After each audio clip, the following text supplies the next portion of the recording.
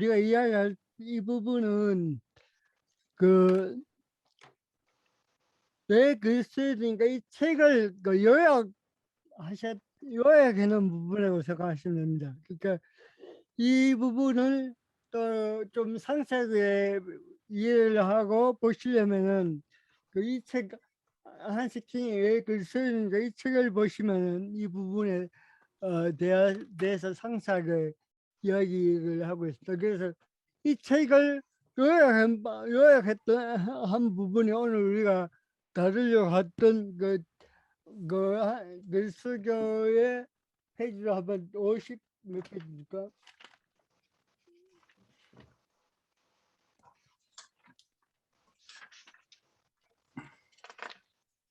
그 53쪽부터 53쪽부터 오늘 97페이지까지. 그까지 내용이 100페이지까지 100페이지 내용이 바로 그 왜 글쓰는가 이 책에 대한 요약 부분이고 오늘 이 부분 그 52쪽 53쪽부터 100페이지까지 이야기를 하려고 합니다.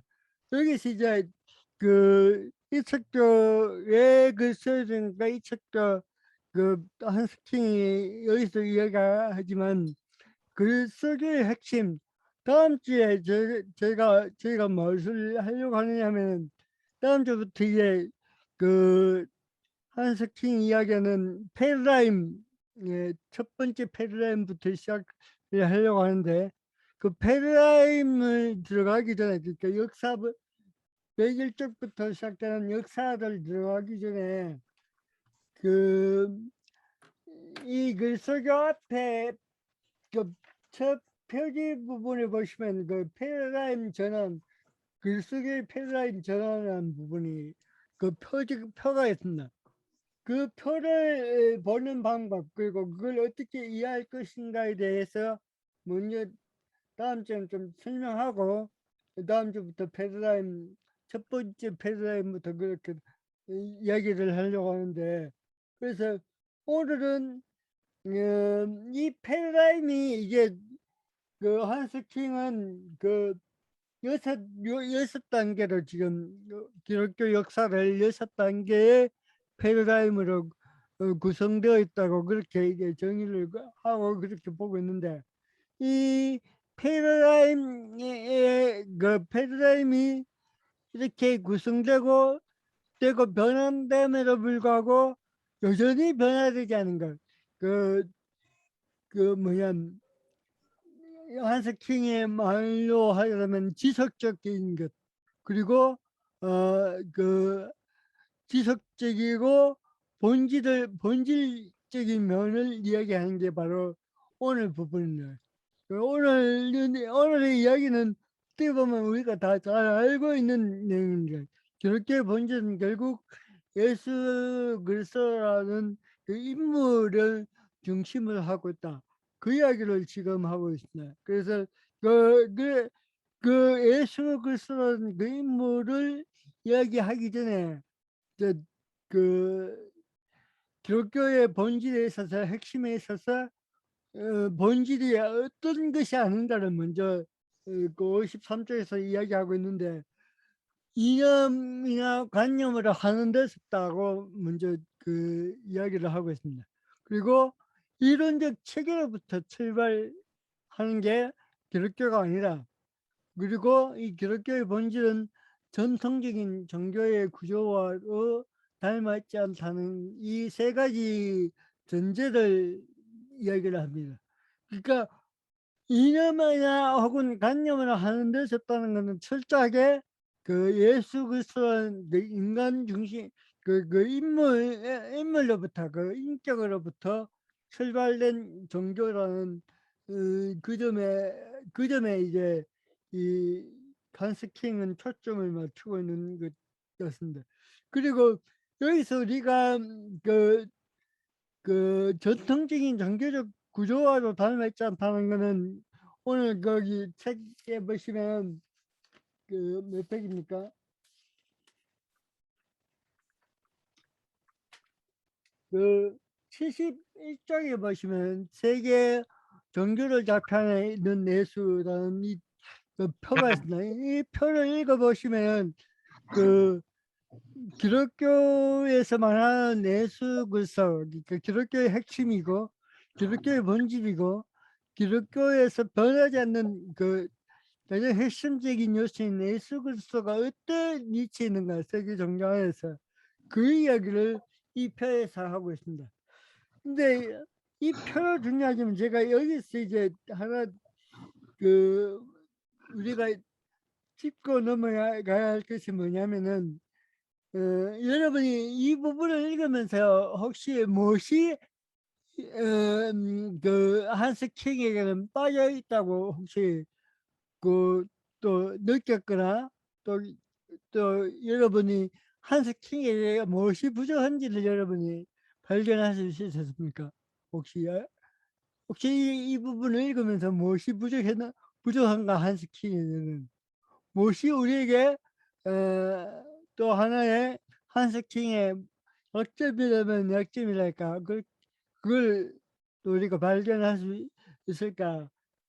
혹시 그걸 혹시 생각해 보신 분 계십니까? 오늘 이 부분에서 이 부분에 보시면은 그 전통적인 종교적 구조와도 닮아 있지 않다고 이야기하면서 그러면 전통적인 종교와 구조가 닮아 있지 않은데 이 이치가 그래서 이제 그 한스킹이 그린 어떤 종교 전체 구조에서 예수 그리스도를 어, 이렇게 표현하고 있는데 여기서 또 하나 그, 그 뭐냐 한스킹이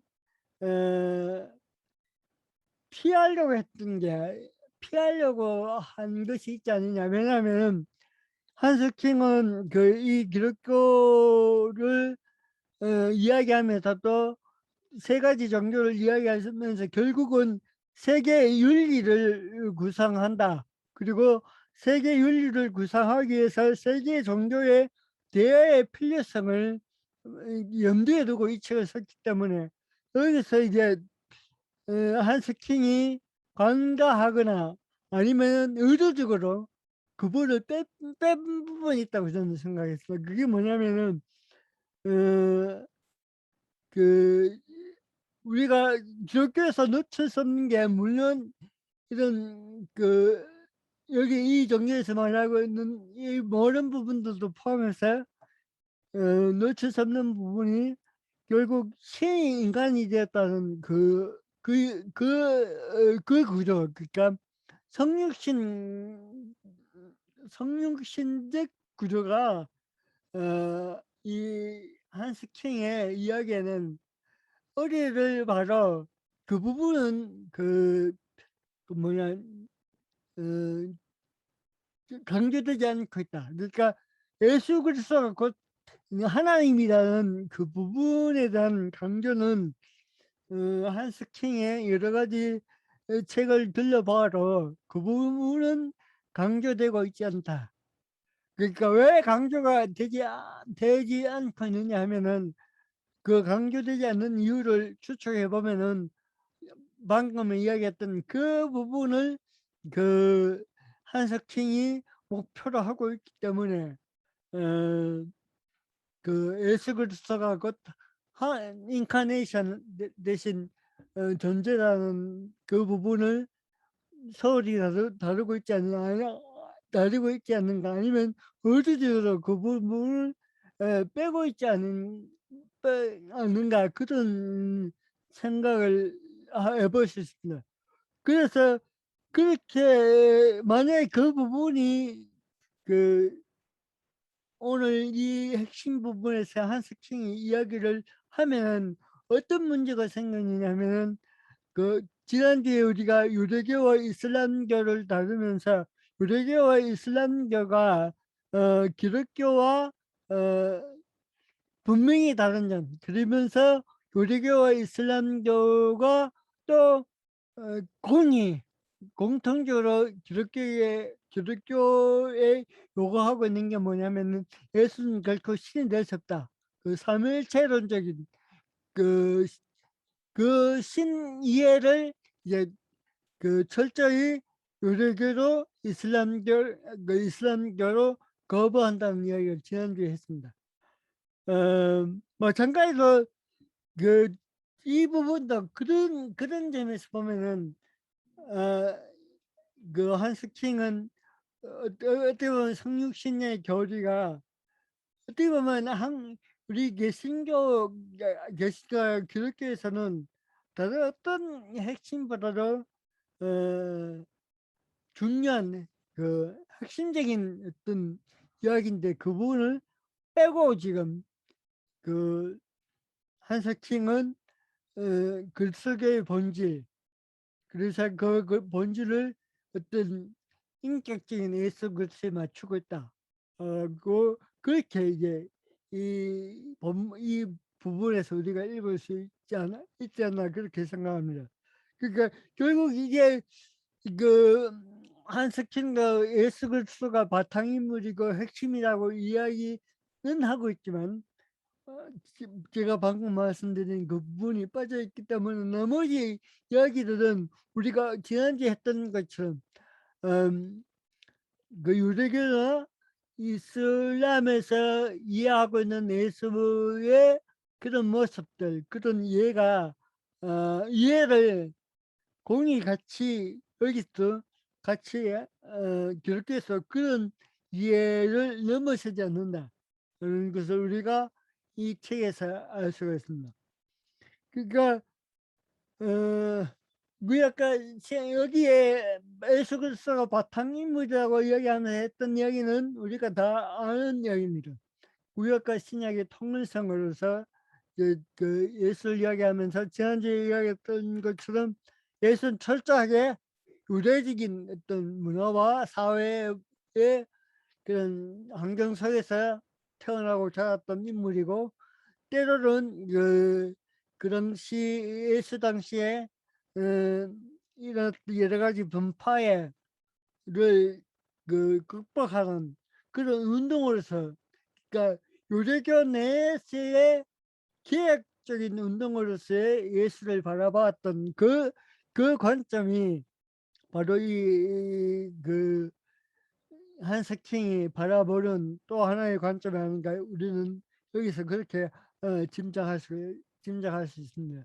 그리고 이제 쿰란 문서가 발견된 이후에 많은 학자들 또 많은 사람들이 이제 쿰란 문서에 가려진 내수의 비밀이 있다는 이야기 공룡이 떠들고 그것 때문에 여러 가지 이야기도 많았지만 이 한석킹은 단호하게 쿰란 문서에는 전혀 예수에 대한 이야기가 전혀 없고 그 예수에 대한 숨겨진 비밀을 또 바티칸에서 감추고 있지 않다고 단호히 그렇게 입장을 밝히고 있습니다.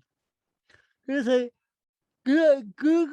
그 이야기를 빼면은 예수 그리스도가 기독교의 바탕인물이야 이 부분은 다 공히 우리가 또 이해하고 있고 또 그렇게 우리가 또 인식하고 있는 부분이죠.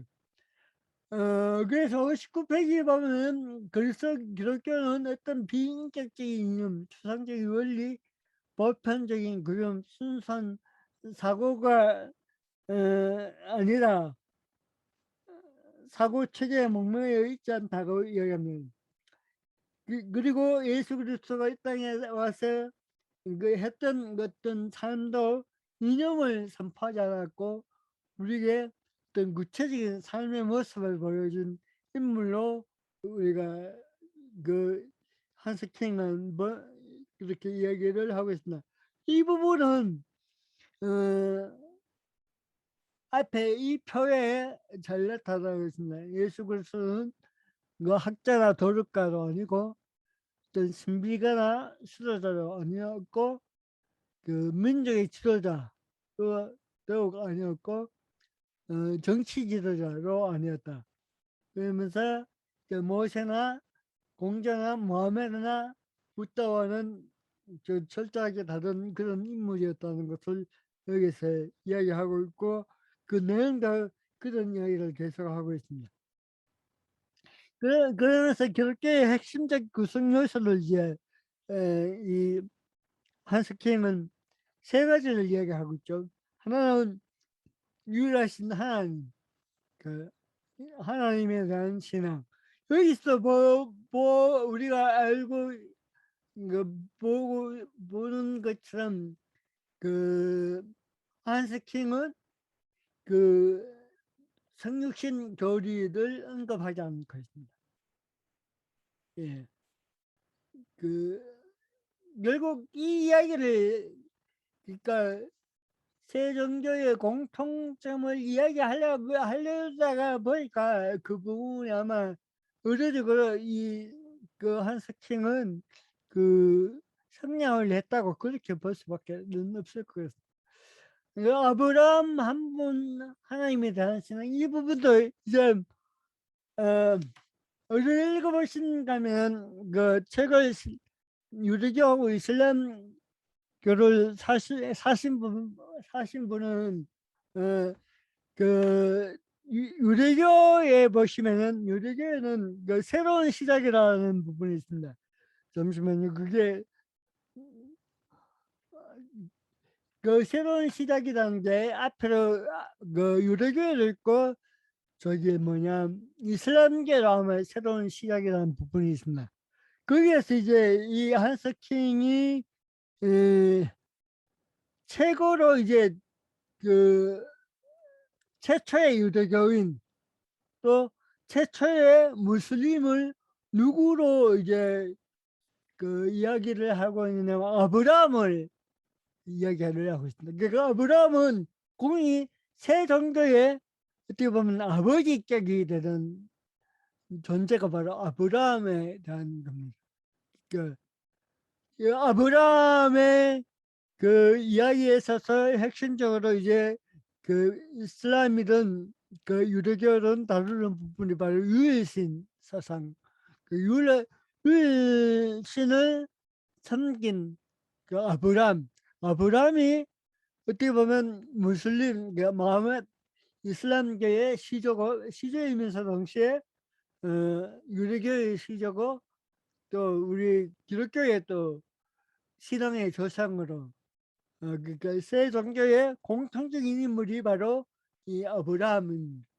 그리고 이 세 종교의 공통점은 뭐냐면은 직선적인 역사관을 가지고 있다. 그 전과 끝이 분명히 있는 역사관이라는 것을 이제 세 종교의 공통점을 들고 있고 또 이제 예언자들의 선포 또 그게 이제 코란 성서와 꾸란이 그러니까 이슬람이라는 책을 읽어보시면 이슬람의 핵심은 바로 꾸란입니다. 꾸란. 그걸 이제 그 이슬람에서 읽을 수 있습니다. 그래서 윤리적으로 공통점이 있다. 이렇게 세 종교의 공통점은 결국 한번 유일신 사상으로 이제 접근하면 세 종교는 대화에 참여할 수 있고 세 종교가 이제 공통적으로 세계 윤리를 구상하는 어떤 초석이 될 수 있다는 것을 이야기를 이제 한스킹이 이야기를 하고 있는 것입니다. 그리고 특히 이제 유대교와 기독교의 공통점으로 이제 다루는 그 킹이 이야기하는 것은 바로 구약의 여러 가지 그 역사의 사건들을 신약에서는 영성화시켰다.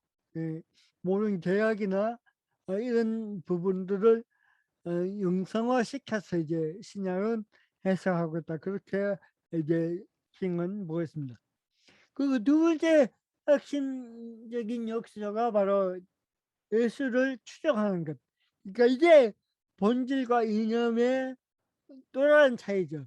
그러니까 기독교라는 것은 어떤 그 이념과 관념이 아닌 이유는 예수 그리스도가 그 따르는 게 이제 그 기독교의 핵심이라고 이제 한스킹은 보고 있습니다.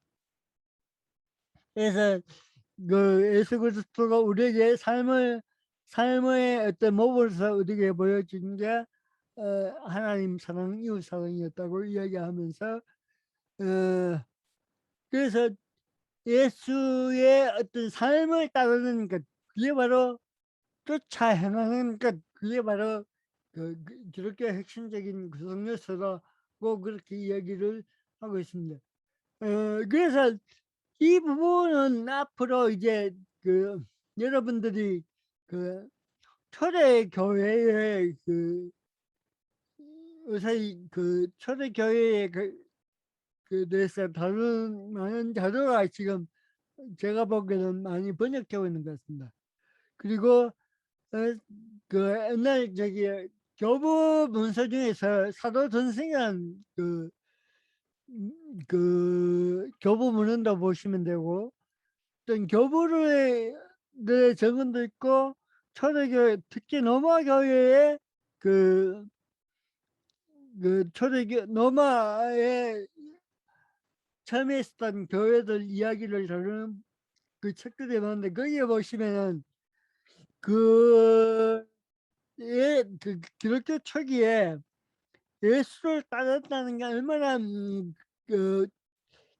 뭐냐 철저했는가를 이제 책들에서 볼 수가 있는데,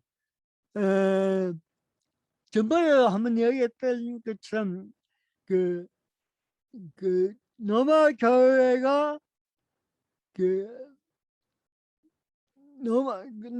그래서 기독교가 로마의 국교로 이렇게 313년에 일찍이 국교가 될 수 있었던 것은 바로 이전에 초대교회 교인들의 삶이 철저하게 예수 그리스도를 따르는 삶이었기 때문에 그 일이 그렇게 앞당겨졌다고 이야기하는 대부분의 학자들은 그 이야기를 그렇게 하고 있습니다. 그래서 그 책들을 거기에 관한 책들을 읽어보시면 이 부분이 기독교 초기에 얼마나 크게 또 작용했는가를 알 수가 있습니다. 그러니까 거기에 어떤 학자는 세 가지를 이야기하고 있죠. 로마 교회가 봉헌했던 세 가지 요인은 지난번에 이야기했던 것처럼 한세킹이 지었는 가톨릭 역사라는 책, 이 부분도 앞에 보시면 그 부분이 좀 이야기가 됐습니다. 순교와 윤리와 이웃사랑, 이 세 가지가 바로 그 당시 로마 교회를 부흥시키고 결국 기독교를 국교화하는데 밑거름이 되었던 게 바로 그 세 가지다. 순교와 이웃사랑과, 하나는 뭐죠? 이웃사랑, 순교, 그리고 기독교 윤리, 뭐 이웃사랑과 윤리가 똑같은 거지만 어쨌든 그 세 가지가 바로 그런 요인이었다는 것을 가톨릭의 역사에서 킹은 이야기하고 있고, 다른 책에도 그런 이야기를 계속하고 있습니다. 그런 점에서 이제 초기 교회는 이 예수 그리스도를 추종한다는 게 그만큼 힘이 있었다는 것을 이야기를 하고 있습니다. 그러면서 이제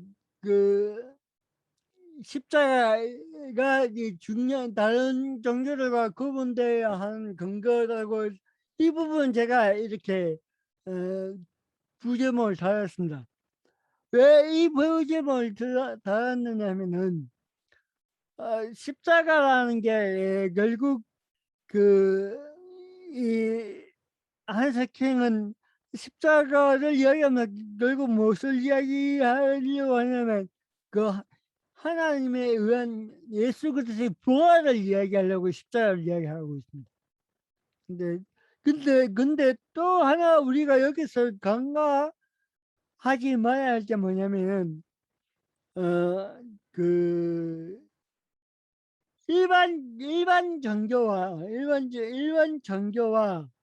그 기독교를 철저하게 그 구분할 수 있는 어떤 포인트가 무엇이냐고 이야기한다면, 만약에 물론 이게 부활이라는 것도 하나의 그 포인트가 될 수 있지만, 아까 전에 이야기했던 성육신을 통해서 그 신의 죽음을 하나님 예수 그리스도의 죽음을, 그러니까 하나님의 고난으로 이해할 수 있는 부분이 다른 종교에서 찾아볼 수 없는 일반 종교와 구분되는 점이 바로 또 이 점이 아닌가. 그래서 어떻게 보면 이 십자가라는 이 부분이 모든 그 종교를 기독교와 구분 짓는 하나의 포인트가 바로 이 십자가라고 그렇게 저는 생각됩니다. 음, 그 한석희는 이 십자가를 이야기하면서 무엇을 이야기하려고 하냐면, 부활, 하나님에서 그 이루어진 그 부활을 이야기하려고 그 십자가를 이야기하고 있습니다. 그리고 십자가가 우리에게 주는 어떤 상징적인 의미는 타인을 위한 그 희생적인 그 어떤 그 사랑을 우리에게 보여주고 있다는 것이고, 또 하나에는 그 어떤 신정론의 문제에 대한 기독교의 대답이 바로 한석킹은 십자가라고 그렇게 이해를 하고 있습니다. 그래서 이 십자가가 바로 어떻게 보면 그 또 하나의 기독교의 핵심이고, 이거는 또 다른 종교와 구분되는 하나의 또 포인트다, 그렇게 생각하는데, 왜냐하면 그 일반적으로 종교라고 하면 우리가 알다시피 어떤 그 절대적인 존재에 대한 뭐랄까요, 믿음이나 이렇게 이야기한다면 그게 그 일반적인 종교에 대한 그 이해라고 이렇게 이해한다면은, 기독교의 어떤 핵심은 그 절대자, 어떤 궁극적인 존재자에 대한 이 신앙이 아닌 거죠. 십자가는 어떻게 보면 절대자 또는 궁극적인 어떤 우리 인간 너머의 어떤 초월적인 존재에 대한 어떤 뭐랄까 믿음의 체계로서 이야기하려고 하는 데는, 교회는 거기는 이제 아니라고 이야기하는 거죠. 왜냐하면 철저하게 이 기독교 어떻게 보면 하나님으로부터 출발한, 다시 말해서 절대자로부터 출발한 그 절대적인 어떤 뭐랄까요, 그, 그 주객이 전도된 그런 구조가 바로 이 기독교가 아닌가. 그런 점에서 그 십자가와 성육신의 교리는 다른 종교와 철저하게 구분될 수 있는 하나의 포인트가 아닌가, 그렇게 봅니다. 이제 그래서 이 윤리 부분도 이제 어떻게 보면 마을에 있어서 기독교 윤리라는 게 바로 마을이 이야기했던 바울 서신에 나타난 기독교 윤리인데, 그 바울의 모든 그 기독교 윤리는 이 십자가 부활에 근거하고 있고, 거기에서 이야기하는 것도 철저하게 그 이웃 사랑이고 또 하나님 사랑이라는 것을 이야기하고 있습니다. 그리고 세 번째 이제 그 핵심적인 요소가 성령의 활동을 이제 그 한스킹은 이야기하는데 여기서 우리가 볼 수가 있습니다. 그 한스킹은 지금 유일신 그 성령을 이야기하면서 그 기독교의 핵심을 삼일체론적으로 접근하지 않고 있다는 것을 우리가 여기서 볼 수가 있습니다.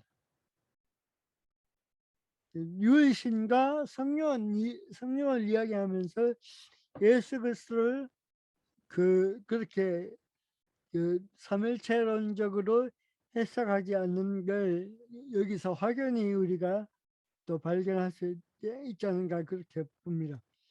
성령의 활동이 이제 결국은 기독교를 이제 추론하는 힘으로 이렇게 이 한석킹은 이야기하는데 이 성령의 역사가 결국 기독교의 역사를 이끌어갔고 그걸 추론시키는 힘이 바로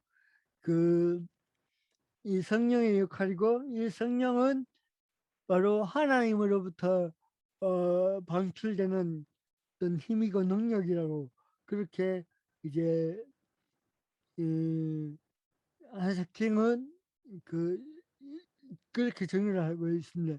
여기서 보면 성령에 대한 그 한석킹의 정의도 그렇게 우리가 보기에는 소위 말해 전통적인 기독교의 어떤 이해와 조금 다른 면을 가지고 있다는 것을 우리는 볼 수가 있습니다. 결국 이렇게 이야기를 하면 그 킹에 있어서는 유일신과 성령, 하나님의 영 두 가지를 이야기하는 그 구조밖에 지금 되지 않은 데가 지금 그런 어떻게 보면 한스킹의 한계가 아닌가 그렇게 우리가 이해를 할 수 있습니다. 그리고 이 성령이 하는 일은 공동체를 이제 유지하고 또 공동체에 대한 어떤 그 정당화 또 그리고 공동체가 해야 할 일이 무엇인가를 추론하는 그런 힘으로서 이제 성령의 역할을 이야기를 하고 있습니다. 또 네 번째 것이 영을 통해 이 예수로 참된 내언자들이 존재인데 이 부분은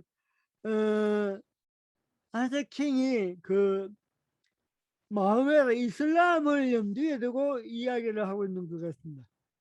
이거는 그 책에도 읽어보시면 이 부분 분명히 이 부분을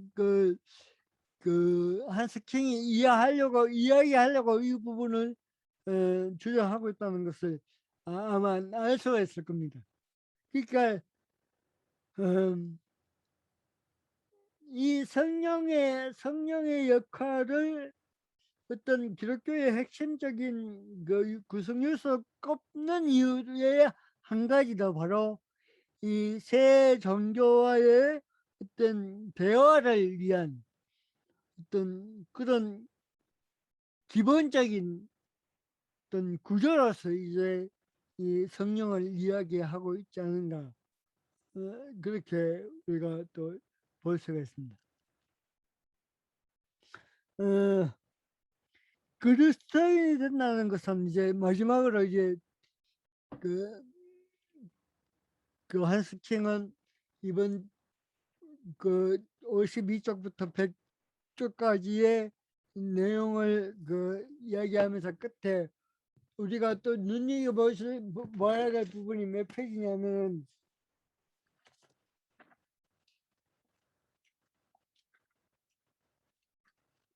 저기 책 97쪽에 보시면은 불변 신앙의 요체와 변화하는 패러다임들이라는 달리 합니다. 그 부분이 뭐냐면은 앞에 52쪽부터 한스킹이 이야기했던 부분을 52쪽부터 96쪽까지의 한스킹이 이야기하려 했던 그 부분을 요약했던 했는 부분이 바로 97쪽에 나온 불변하는 신앙의 요체와 변화하는 패러다임들, 이 부분이 바로 이 단락의 그 핵심, 그 요약 부분이라고 그렇게 보시고, 이제 이 단락을 요약하면서 이제 그 다음 단락에 어떤 내용인지를 우리에게 설명하고 있는 부분이 바로 97쪽부터 100쪽에 대한 100쪽에 들어있는 내용입니다. 그래서 여기에서 이제 그 결국은 기독교인이 됐다는 거예요. 그리고 기독교의 핵심은 예수 그리스도고, 기독교인이 된다는 것은 그 핵심적인 인물인 예수 그리스도를 추종하는 것. 그 추종하는데 추종하는 데 있어서 따라야 할 근원적인 지침이 뭐냐? 한석희 그 근본적인 지침을 이제 산상설교라고 이렇게 이야기를 하고 있습니다. 그러니까 그 기독교의 핵심적인 인물이 예수 그리스도고, 예수 그리스도가 핵심인데, 그 예수 그리스도를 따르는 사람이 바로 기독교인인데, 그 기독교인의 삶의 어떤 방향성, 그리고 삶의 내용이 무엇인가를 이야기하는 게 바로 이제 그 산상설교라, 이렇게 한석형은 이야기하고 있습니다.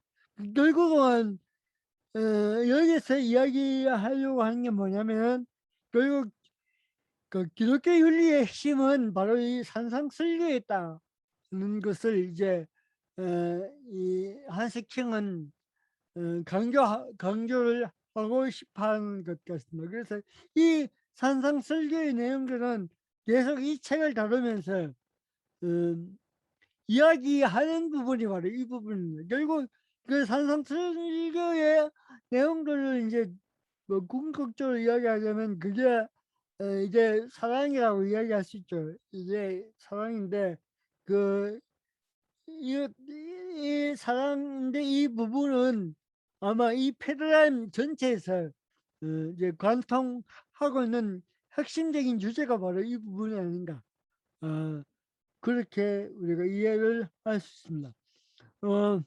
여기서 제가 그 여러분에게 그 산상 설교의 내용은 다 알고 있기 때문에 뭐그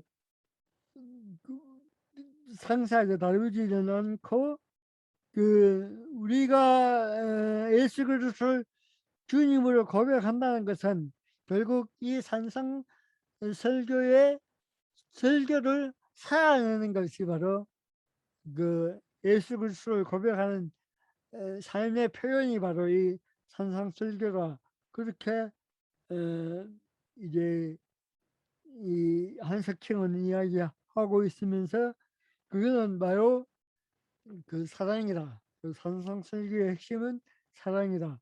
그 이야기를 하고 있습니다. 결국 오늘 이 핵심이란 부분도 따지고 보면 한석清은 어떤 그 자신의 목표를 염두에 두고 이 핵심을, 기독교의 핵심을 이야기하고 있다라고, 그렇게 우리가 이 책을 읽으면서 파악할 수 있는 부분이라고 생각합니다. 오늘 이야기는 제가 준비하는 이야기는 여기까지입니다. 혹시 여기 오늘 책을 읽으면서 또 이야기하고 싶은 부분이 있으면 이야기를 해 주십시오.